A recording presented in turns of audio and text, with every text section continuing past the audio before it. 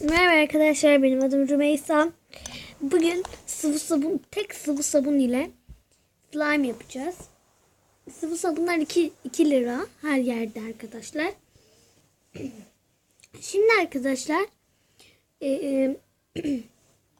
sabunumuzu döktük ve karıştırıyoruz arkadaşlar.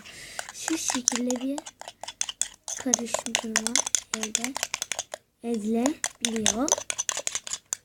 Arkadaşlar bakar mısınız? Böyle sanki olmaya başladı yani. Daha 2 kere mi ne yaptım.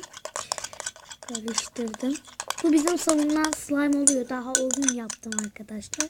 Belki bugün olmayabilir. Olur da bilir.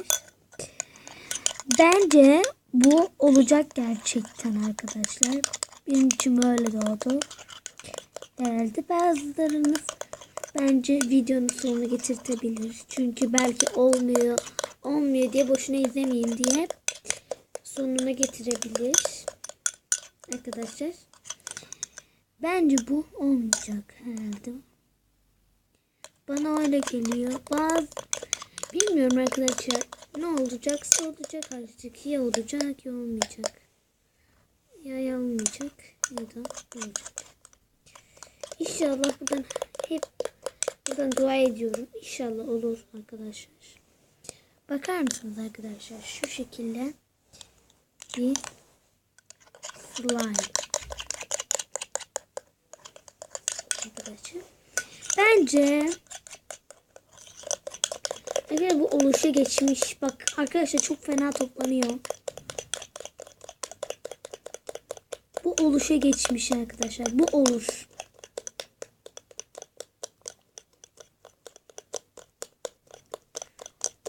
Olur dedim, bozmaya başladı ya. Şu an ağzımı açtım arkadaşlar ya. Arkadaşlar bu olmuş bile. Bir dakika. Bunu bir 15 dakika 20 dakika falan daha karıştırırsam size güzel bir slime elde edilebiliyor. Arkadaşlar birazdan bize markasını diğer videoda söyleyeceğim. Diğer başka bir slime yaptığımda kanalıma bakarsınız. Kanalıma abone olmayı unutmayın. Bir de Facebook, Instagram gibi şeylerde unutmuyorsunuz. Takip etmeyi unutmuyorsunuz.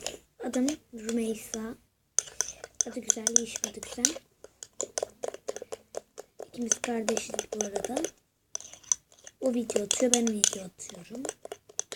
Birlikte yani kimi görürsünüz. Şaşırmayın arkadaşlar. Bu oluşa geçti. Hatta tamamlıyor arkadaşlar. Tamamlanıyor bile. Arkadaşlar bu 10 dakika karıştırmak gerekiyor. 10 dakikadan sonra elimize alabilecek şekilde olursa tabii ki alacağız. Onun için eğer ki elimize almayacak şekilde olursa sadece parmaklarımızı içine sokacağız. Bunu da bilmeni isterim. Yapışırsa arkadaşlar ben gerçekten söyleyeceğim. Daha demin yapıştı. Ama arkadaşlar size bir şey söyleyeyim mi? Ben o gün yapmıştım. Bundan falan yapmamıştım bir kere. Tutkal falan yapmıştım. Gerçekten çok hoş oldu. Benim bildiğim kadarıyla sıvı sabun, deterjan gibi şeylerden olmuyor. Boşuna malzemenizi kirletmeyin.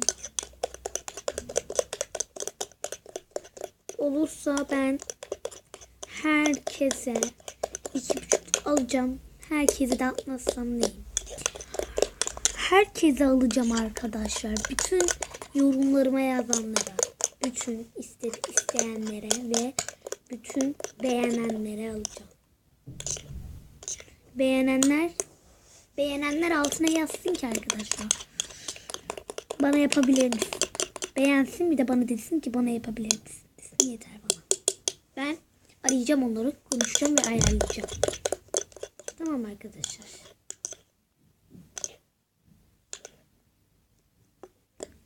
Arkadaşlar bu oluyor. Arkadaşlar bakın.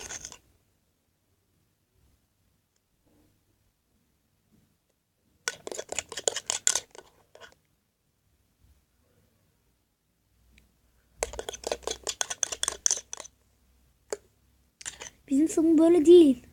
Böyle su gibi akıyordu arkadaşlar. Ama katılaşmış. Bayağı yani güzelleşmiş. Arkadaş kesinlikle bu olacak.